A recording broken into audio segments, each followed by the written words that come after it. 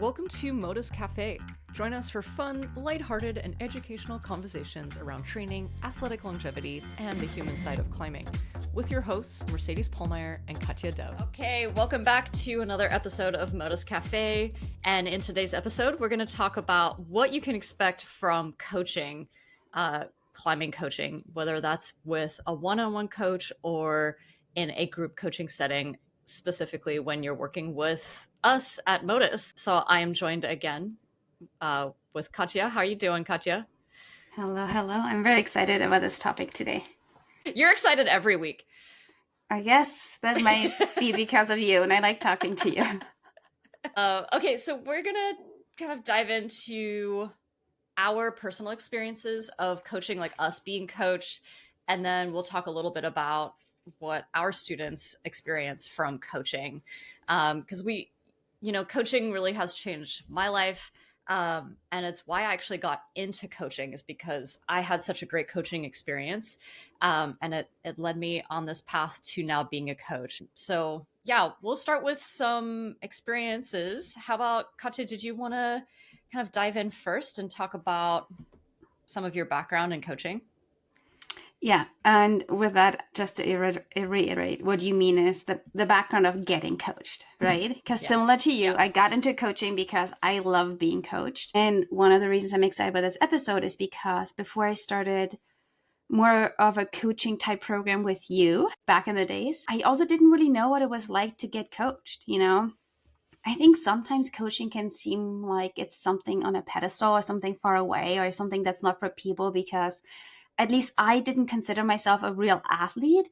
And so I thought, well, if I'm not a real athlete, why should I get coached? I always thought that's for other people. That's for the real athletes. And until I realized it was really just my mind and my mindset. Like, I was like, well, if I want to be a real athlete, which is what I wanted, and I was in my late 30s at that point, I was like, I should treat myself like a real athlete, like make those decisions. And one of them was getting coached. And I just, jumped on a discovery call with you at that time. I'd already worked with you a little bit, Mercedes, in Seattle. We did some training together, but this was more coaching specifically. So we hopped on this discovery call, and immediately it was just awesome to talk to you. And I was just very excited. And yeah, the first coaching that I experienced was actually a group coaching program that I did with Mercedes. And it did change my life. It definitely changed my climbing life, but it also changed my life. And I just loved it right away. And it was such a different experience than I thought it would be. And I want to just maybe share two aspects of why that was different and what I loved about it. I think the first one, what I didn't expect, was actually how just fun it felt and how much it felt like you really cared and I felt taken care of. I just felt like I had like a cheerleader on my side. I don't like to use the word parent so much because it's a little bit maybe overstating it, but that's kind of what it felt like. I felt like you were just on my side, and it just felt good. And, as part of a group too, and it's really great to also have this group to talk to for sure, but it just felt really great to feel like I had you on my side and that support from you. And even just talking about training in that supportive way was just amazing. And I would say it felt a lot less intense than I thought it would be. Meaning talking to you, like talking to a coach, it just felt like kind of warm and cozy. So to be honest, it was just so fun. It was just so fun. And I think that's one thing that was different than what I expected. I think before I had this idea of training and coaching being super rigorous, no fun, very very much like army drills and, very serious, which that was not the case at all. So that was really, really wonderful. It's just fun. I'm going to just say it was just fun. And since then, I've actually done some other coaching programs too that are not climbing related, and they've been also really life-changing for me. So I do think there's value in coaching, and I will say, maybe we'll talk about this later, but there's value in coaching if you're open to being coached. I think that is what's really important. Like, a coach can't change your life if you don't want to change your life. If you're not willing to listen and trust the coach, then it's going to be very difficult. But if you are willing and open and you want that, supportive, like rail to walk along, coaching is definitely really wonderful.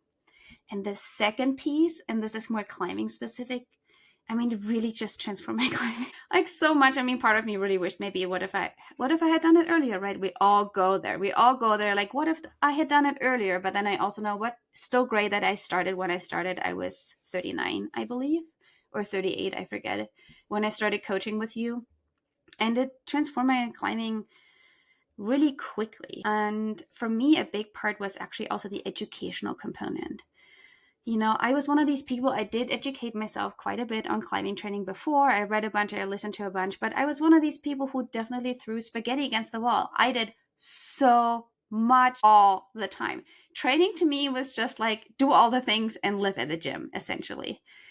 And actually, I expected to get coaching and I thought maybe I would do even more, which is also why I was nervous about getting coaching, is because I was like, I'm already training so much. If I now start coaching, I'm going to be training even more and I can't do that. Not true at all. In fact, the biggest lesson, Mercedes, she's already laughing because I say this so much. The biggest lesson that I have learned is to do less. But to do, not only to do less, I always have to caveat that, because it's not just doing less, but then also knowing what to do. Because if you do less, you still want to make sure you do the right things, right? It's not like, oh, just do less, you know?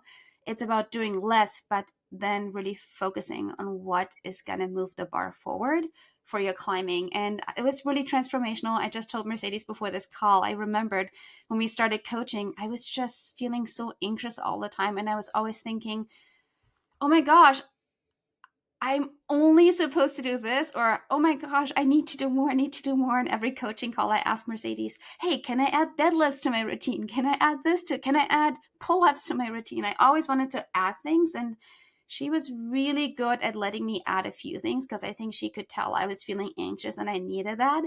But also she was very reassuring that I didn't actually need that. And I ended up trusting her. I was like, okay, here's the deal.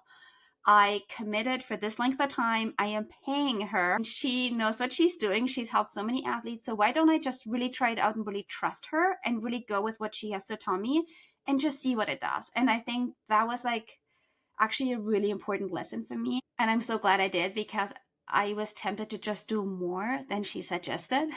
But I'm so glad I listened, because it really, I mean, just like in the first couple of months, it just 2 months, maybe even, or 3, it just transformed my climbing so quickly. And I think it's because I really trusted you.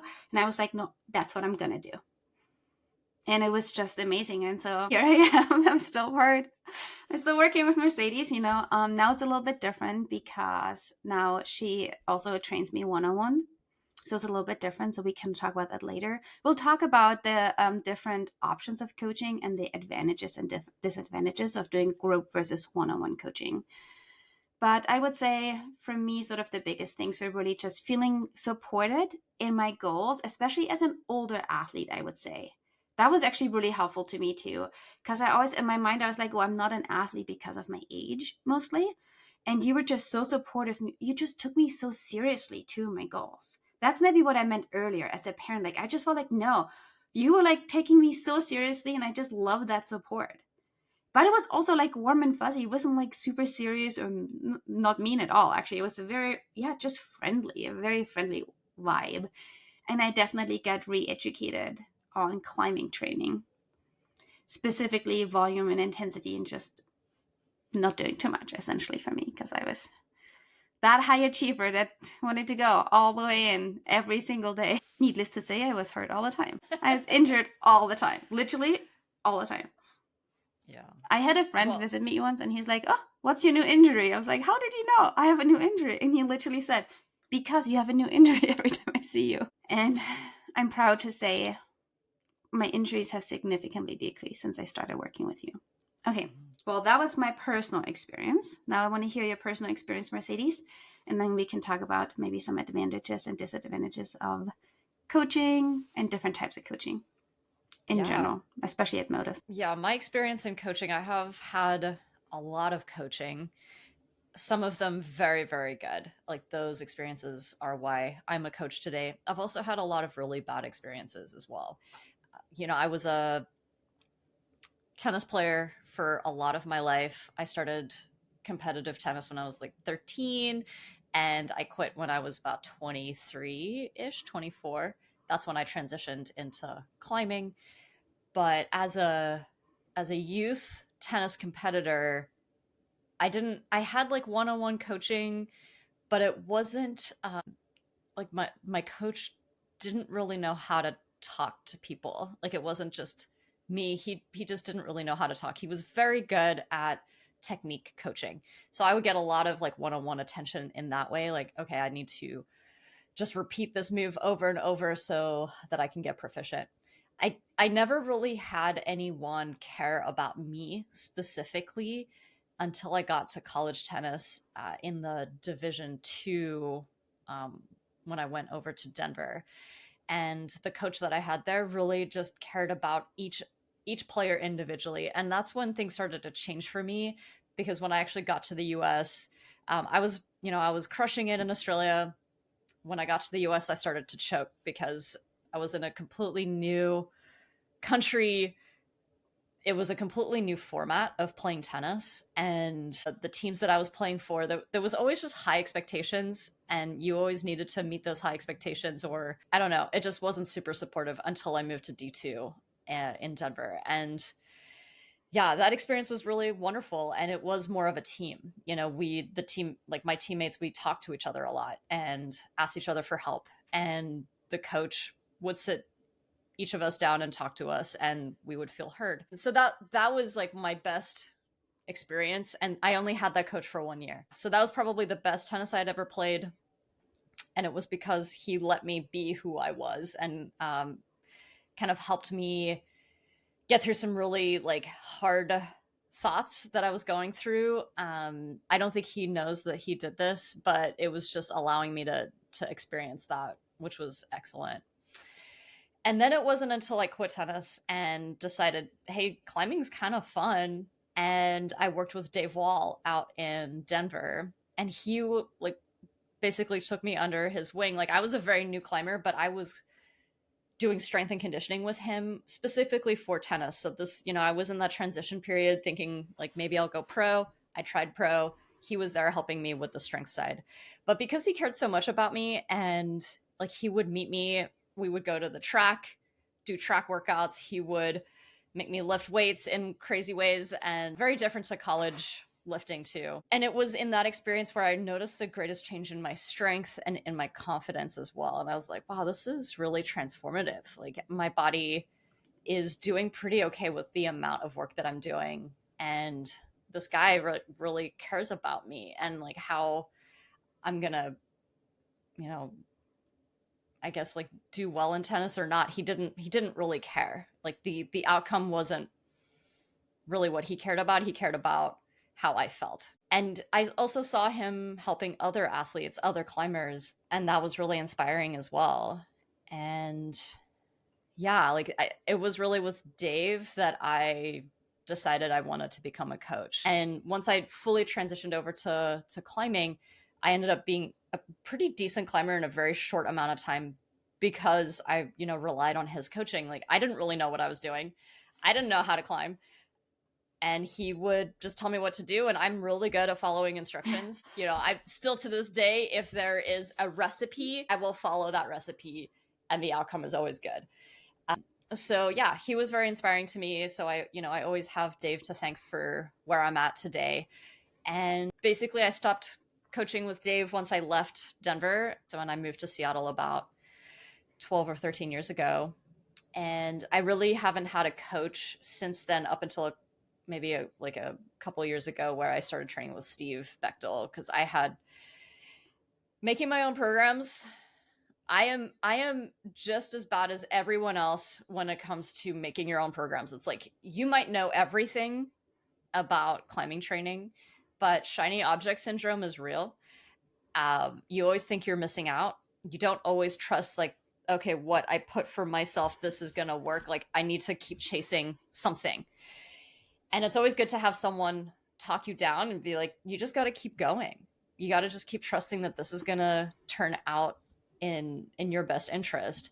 And so Steve really helped me with that. Like it's wonderful because it's kind of the same thing, Katja, as you said, like I'm training a lot less, but it's all working out really well. And as you get older, as you get busier, you have to have very efficient programming. And that's what Steve has really helped me with. So that's been awesome. So coaching for me has been pivotal, and now it's essential. I really like having someone to talk to. Katja, you and I talk a lot about our climbing training as well. I really do think that it is worth having someone to talk to about your training, because there, no matter how educated you are, there's still blind spots, like Katja, I think I talked to you about my nutrition recently, and I was like, here's what I'm eating. Can you help me? Because I'm in like a cutting phase right now. I'm trying to lose some weight. And Katja was like, where's the fruit on your menu? And I was like, what are you talking about? Like, right. Like that was like such a major food group that I just forgot to add into my plan, And so it's always awesome to just like talk to people about your training who know about what it is to live healthy, and to have well-rounded training programs that include living your life. So yeah, I don't know. I wouldn't be as good of a climber without coaching, for sure. I've had a lot of injuries, but that could be attributed to a lot of different things. But I think if I wasn't getting coached, I'd probably be even more injured than I have been, for sure. You learn that injury kind of comes with trying really hard and navigating a lot of different things in life. It doesn't always come down to total training load. It's like stress, total stress load. And so I've learned a lot about that as well. So that is my personal experience getting coached. And so we can transition into how we coach others and some of the advantages of coaching. And the reason why really like I wanted to do this episode was because I see a lot of people have unrealistic expectations of coaching, where if they sign up, let's say you get a training program that's a 4-week program from some professional climber, you expect to maybe see a massive change in your climbing in 4 weeks. And I'm here to tell you that most people are not going to see a drastic change in 4 weeks. And long-term coaching really is where you're going to see the greatest changes, because your body changes every day, every month, every year. And these quick fix training programs actually aren't serving you. They're maybe just making you feel like you're working hard, and that's great. Like I think working hard is wonderful. It can kind of feed some of the ego a little bit. You can pat yourself on the back like, hey, I showed up for 4 weeks and tried really, really hard. But don't expect too much a couple weeks after you're done with that training program. Like our philosophy really for coaching is that we lay a really strong foundation so that if you did take time off, your skill level is so high that when you come back, you're going to have to build up strength, but the skills stick around and it's easier to come back. Yeah, it's really important. As you said, one of the things to consider when considering coaching is really thinking about the timeline of the coaching. I also want to say something about choosing a coach. So please remind me, Mercedes, because I think that is just as important. Choosing the right coach, or how to maybe choose a coach and how to think about a coach, because not all coaches are created equal, but people are also not created equal, right? But let's talk about timeline a little bit. As you said, Mercedes, it's like there's really not much we can change in 4 weeks. And the way I really see coaching or training in general is we're looking for physical, but we're also looking for mental adaptations. And both physical and mental adaptations, especially in climbing, are very complex. Because even just the physical adaptations in climbing, just the physical adaptations is we're now looking to gain strength, right? It's just simple strength training. And then on top of that, we're also trying to build skill. And for some of us, it also now means trying to build endurance. Like climbing is a very complex sport when we just look at physical adaptations. And even just that takes a long time. And adding on top of that, just the skill of training. Just the skill of training itself, just to learn how to train, just to learn how to warm up properly and how to use weights properly and how to do the drills properly. All of that just takes a lot of time. And, I like analogies. I'm going to just bring some, which one of my favorite analogies is this idea of like learning how to speak a language. If you want to learn how to speak a language, the question you want to ask yourself is, well, how proficient do you want to be in that language? Sure, you can do a 4 or 6 week course, and after those 4 or 6 weeks, you can probably speak a few sentences. You could travel to your favorite destination and probably communicate a little bit here and there. And if that is you and that brings you joy and you don't want to commit to more, that's totally fine. But if you are into really being able to communicate in another language, really being able to be proficient in another language, you have to commit more long term and make that training or that practicing of your language more consistent. And so that's what climbing training is like also. Just like bringing that patience and really that long-term view, and really the longer term view, the better. It really comes down to who you are and what your goals are. But for most of our clients, actually, and for most of the athletes we work with, including ourselves, climbing is a lifestyle. We're all here to do it until we are 100 years old. We're really looking to integrate climbing into our everyday life on a weekly basis. And that is part of our coaching philosophy. So this is also why our training plans are not too much, because we want people to integrate their training into their life so they can do it long term and just be healthy long term too. And like, at least partially from me, I don't want to speak to Mercedes, but I bet she feels this way too. Not to put words into her mouth, is I'm climbing because I love climbing, but part of that is also just me wanting to be fit and healthy for a long time. That is part of me flossing my teeth, is taking care of my body, is climbing. That's just how I do it. And so it's just become part of my life. And so the longer term you can think about it, just like learning a language, the better you can integrate it in your life, the better results you're going to see. And so, yes, if you just want to dabble in something, you want to try out a training plan for 4 to 6 weeks, that is certainly, like you can learn a language with these courses nowadays in 4 to 6 weeks, but how well are you really going to learn that language in 4 to 6 weeks? That is questionable. And we're not here to promise anything. Like, we don't promise anything in 4 to 6 weeks, except that you're going to, check out a training plan and learn what that training plan is like. But to really see results, for example, for a one-on-one athletes, we ask for an at least 3-month commitment. But even 3 months is really tricky to see changes. And it kind of depends on the athlete and the goals a little bit. But we love it when people are able to commit for a year for any type of training, because that is when you're now starting to see some of that fluency in the language that I was talking about, and when you're really learning what training actually did to you and your body. So I just talked about the physical adaptations, but I think the mental adaptations, especially in climbing, again, climbing is such a complex sport, but the mental adaptations in training are just as important as the physical ones. And they also are mostly reached with long-term commitment. And with mental adaptations, I'm also talking about learning how to be consistent with training, learning how to make just like training adaptation, how to train properly from a mental perspective. And then, of course, all the mindset work that comes with climbing. That goes on top of that, learning how to really try hard. What is your body really capable of? How can you really push your body in a safe way? How do you know when your body is too tired to train? How do you, deal with all the other aspects of training and climbing and pushing hard, like fear of failure, and really gaining confidence from a heart-centered place. All of that just takes time. It takes time because part of that is kind of just changing who we are as a person as we start training. Okay, that was longer than I thought, but I felt very passionate about sharing those 2 aspects of adapting. It's just what I've seen too from my athletes over the last few years. Yeah, so the physical adaptations can happen quickly. It depends on your level of experience. And I would say all of our group programs, I've tried to run them in 6 weeks, but I always add 2 more weeks to these programs. So I think the shortest program we've ever run is an 8-week program, because we notice that people take a little while to understand the exercises. And then once you understand the exercises, then you can start adding intensity.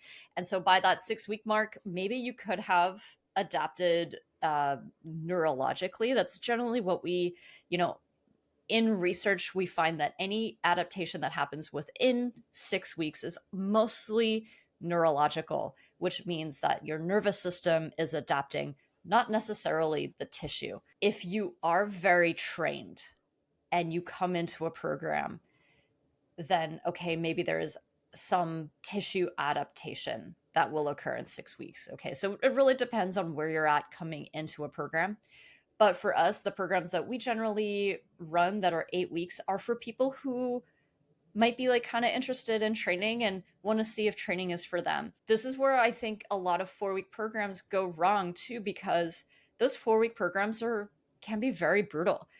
I don't think a person who does a 4-week program designed by someone online will be able to continue that 4-week program for a year. They won't be able to do that training every day, and that's not our philosophy. Our philosophy is find a schedule and a load that you can do day in and day out and stay consistent with. And so that's really the foundation of most of our like group training programs, is that it is very sustainable.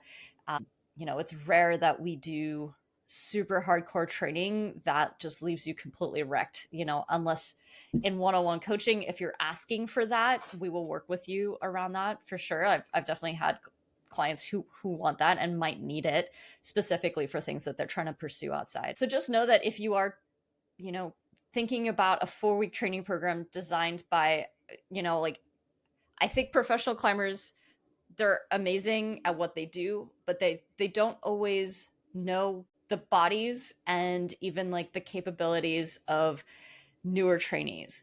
And so their training programs are really hard because that's what they do. They have gone through these programs and they crush themselves, but they can handle it. Most people can't handle that kind of load, and it's going to be really hard for you to do that long term.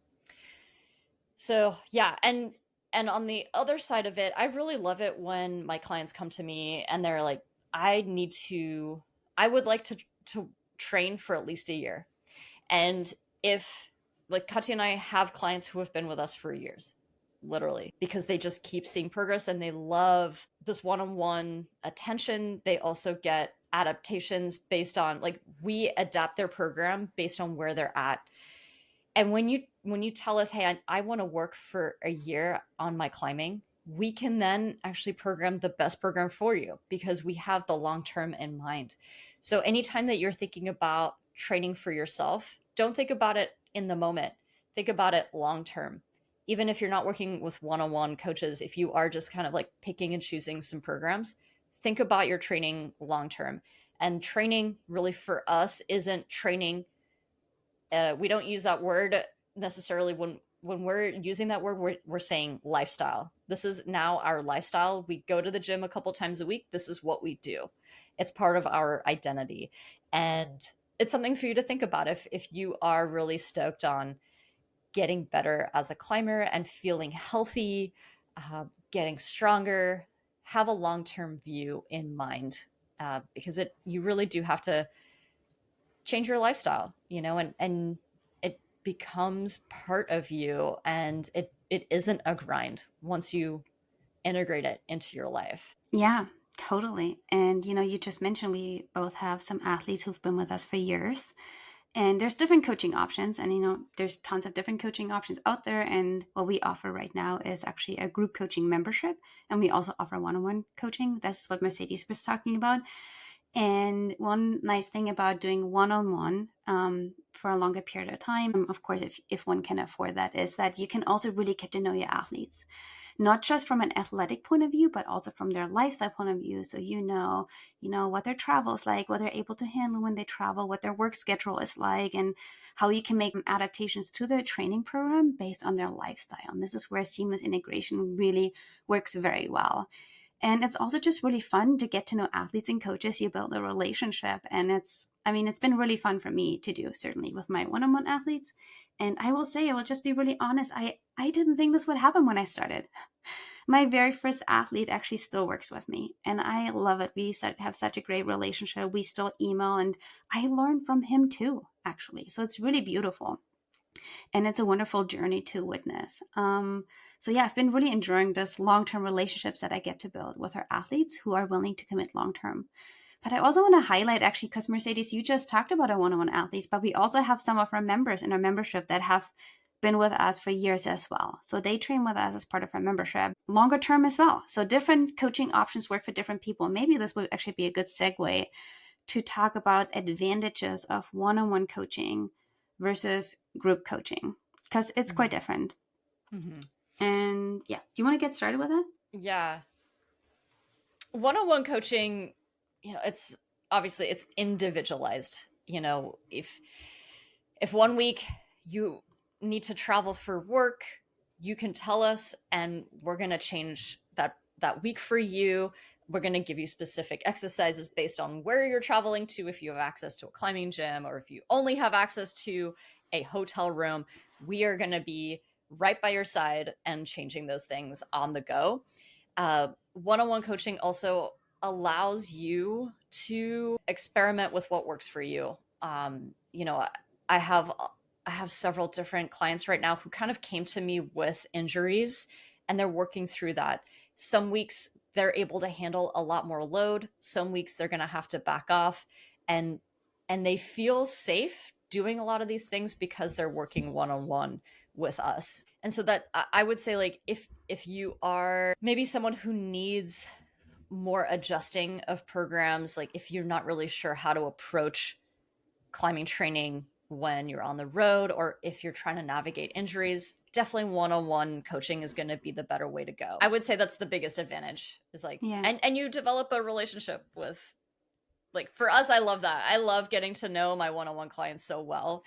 And yeah, they become my friends, Yeah, I would just add to that, to all of these things, is that by developing a relationship with a coach, and talking to a coach, like in our case, what we do is we meet with our clients twice a month, so every other week, is also you can dive a little bit more deeper in all other aspects of climbing in terms of mindset and your relationship with climbing and things like that. I actually just remember I was working with an athlete. She's just now leaving my one-on-one sessions, but we've worked together for over a year now. It's been really wonderful. And we spend a lot of time also talking and dissecting like personal relationships with climbing and how we fit into climbing, or how she fits into climbing, and what does climbing mean to her and how can she fit in, versus looking for the stereotypical objective model of climbing.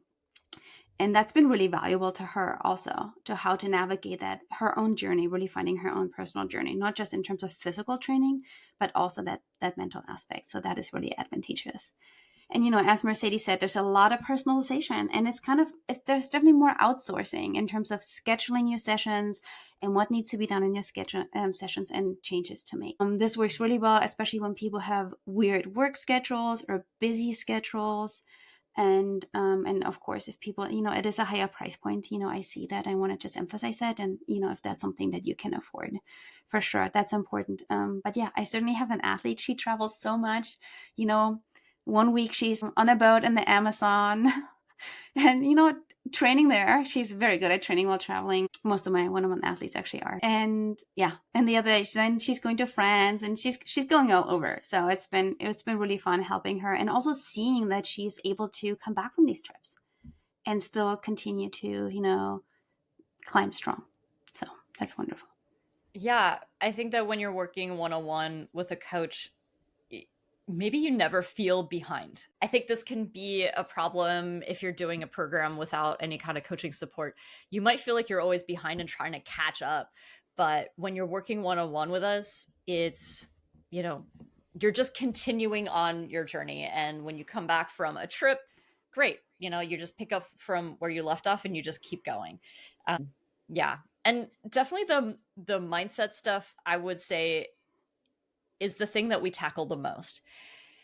Like, a lot of our one-on-ones, sure, they have physical adaptations that they need to develop, but a lot of the time it is the relationship with climbing that we're talking about.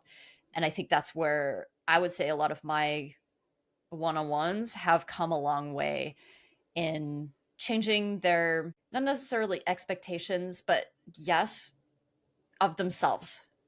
Like, a lot of people have a perfectionist mindset, and it's really just trying to change some of that and being a lot more kinder to yourself. You can still work really hard and want to achieve big goals, but you can change your relationship to climbing and even just yourself, and enjoy the process so much more.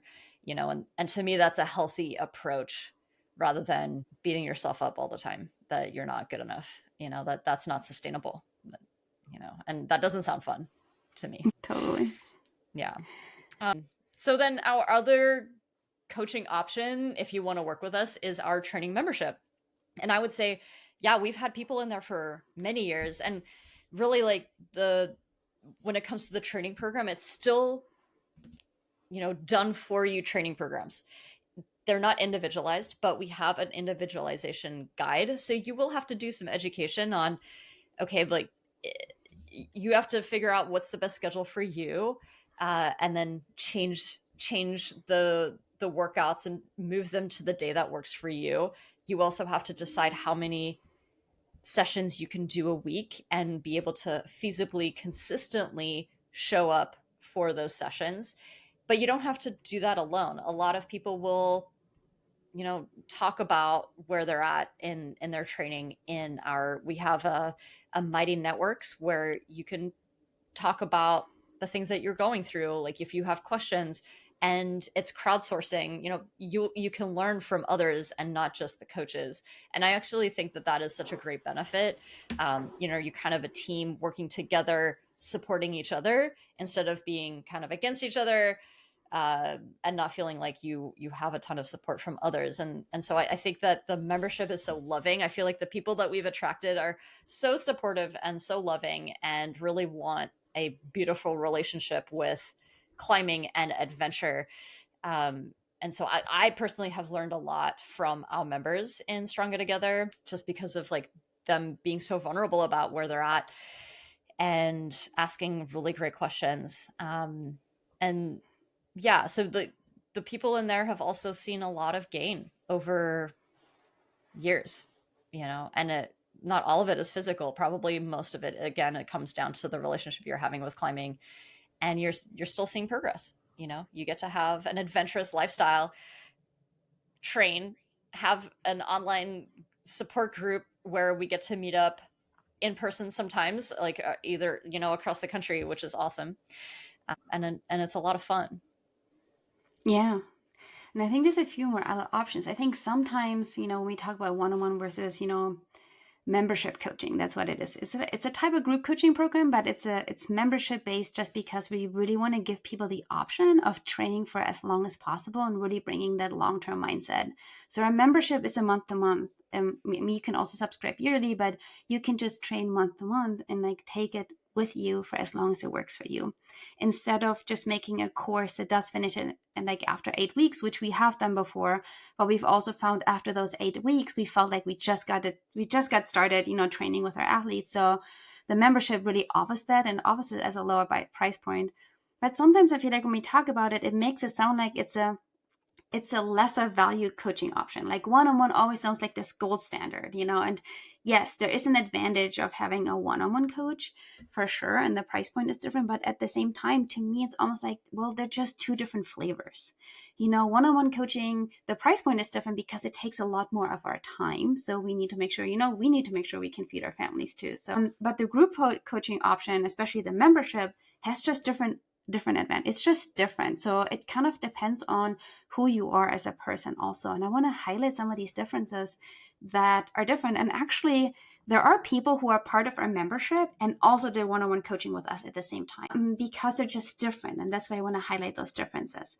For example, in the membership, one big advantage is that you are able to find like-minded people of more of who you are in terms of personality, or in terms of, training age, or the type of climbing that you enjoy. Like when you talk with us, just one of us one-on-one, you more or less just get this one version of us. Now we think we're awesome, but in our membership, you get more awesome people, and you get to choose the people who really resonate with you.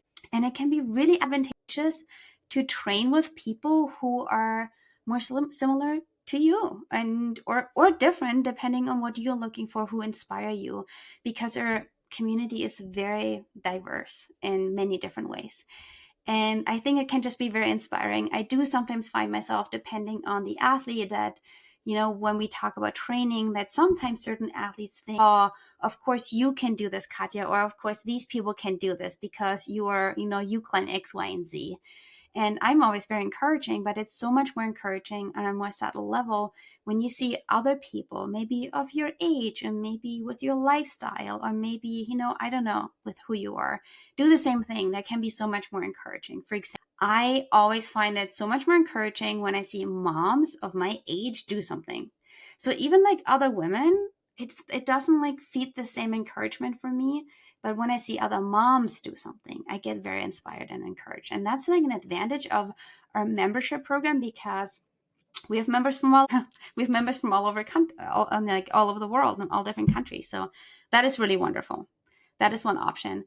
And also, I want to say, the membership is also an option for people who don't want to talk to somebody. I want to emphasize this. We always talk about how great our membership is because there's so much community interaction. And they're really, people are very encouraging, very helpful. They love the community. But this is for people who choose to be involved in a community, who choose to share, who choose to participate. But at the same time, we have a lot of silent members who I know, because I talk to them sometimes, they love our membership, but they're just either too busy or they just don't want to be involved in all the community outreach. I mean, we do a lot of fun things, but it's also, there's people who just want to get the training programs and follow the training programs and not be involved too much, but have the option of asking questions. So yeah, our training plans in the member, they are sort of preset with lots of options. So it's just leveling up and leveling down options. We have, Mercedes wrote this guide. It's almost like a book. I'm like, oh, we need to publish this. It's almost like this training guide, like how to train. And because she really loves to educate, she puts a lot of information in, because she wants to teach you how to fish, essentially. So that's what our training plans are like. You can individualize them on your own, but we as coaches and also our other members are there to help. If you do have questions, there's a place for you to ask questions. So I wanted to emphasize that also. So what's nice about the membership is that you get to choose your level of engagement, depending on who you are and what works best for your life. Yeah. Wonderful. Okay. Do we have time for me to briefly talk about how to choose a coach? Oh yeah. Or maybe I don't have good rules per se. Here's some rules on how to choose a coach, but I just want to emphasize that choosing a coach is important. So think about when you choose a coach, why you're choosing a coach, and if you are actually resonating with a coach. And the reason I say this, and maybe Mercedes, you have some thoughts, is that I do find it's important to trust your coach. Let's say you're spending this money now. And so I do think that's actually what I learned when I coached with Mercedes. It is really important to trust your coach, and not only to trust your coach in terms of, okay, here's a training plan. You should probably follow it because someone put a lot of effort into this design of the training plan. But at the same time, at the very least, you should feel comfortable asking questions about it. I will definitely say that the people that I've seen excel or really transform best on training plans are the ones who will stick to a training plan as much as possible. Meaning, what is most likely to happen is to not do too much or modify the training plan excessively. Again, maybe more in the too much avenue. Like this is sort of what is on my for the training plan to work, you need to trust your coach. But at the same time, as part of that trust also means for you to ask questions. So if you do want to modify your training plan for whatever reason, maybe you do want to do more, like I used to always want to do more, you should also be able to talk to your coach about it, being like, I would love to do more. What do you think about it? And your coach should then tell you or educate you for why not that might be a good reason to do, and sometimes it's a situation where your coach is like, yeah, maybe you're ready for more. Maybe it's good to do more, because we also want to make sure you are overloaded. But at the same time, a good coach will also not always do what you want to do. A good coach will say, hey, I'm a coach. I mean, we won't say it like that, but the good coach will be like, here's my training, here's my experience, here's my education. This is what I'm suggesting. And I'm really suggesting this because I have the best interest for you in mind. And sometimes when Mercedes and I talk about coaching, because we kind of, talk about our coaching, sometimes I bring in my parenting in some ways where I feel like, similar to my child, I have really the best interest in mind for my athletes. But I also know sometimes my athletes want to do something that I don't think is the best idea. This might be changing too many exercises at once or doing too much. I mean, this could be many reasons, but similar to what I do with my son is, we have a conversation about it, and I try to explain for why it's a good idea to keep sticking to the plan and with lots of encouragement and also that education that I was talking about earlier. But because of all of that, it's really important that you trust a coach. So I really encourage people, find someone you also resonate with, personality-wise, who you feel like you might be comfortable asking a question or even saying how you don't like something. I think that is very, very important because you do want to build that relationship and that rapport for that to be a good relationship, because that's really what it is. It's just a different type of relationship in your life when you start. Yeah, I think it's important that coaches listen. Like that would be probably the biggest attribute of a coach, no matter what level they're at, because you can work with so many coaches, but as long as coaches that have different experience levels, so many of them are very good, as as long as they're listening to you. But one bit of advice for anyone who is getting coached or you're thinking about getting coached is that you have to be coachable. I think some people have a lot of resistance and maybe believe that they know more, or that they're really set in their ways and don't really want to shift. And if that is you, if you're like, no, like I know more about myself and I don't really trust someone to change that, then you're probably not going to work well with a coach. And that's okay. It's important to recognize who you are in like a coach student dynamic, because as a student, you have to be willing to stretch, you have to be willing to change and be open to new ideas. And that's really our job as coaches, is to work with you and give you the best experience possible. Yeah.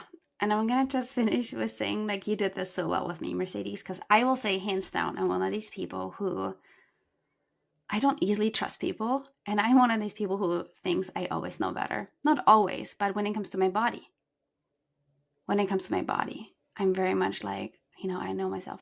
So you provided a really good environment for me to trust you, because that was a leap of faith for me in some ways. Or like, I really felt like I was jumping into cold. I'm like, oh, who am I trusting here?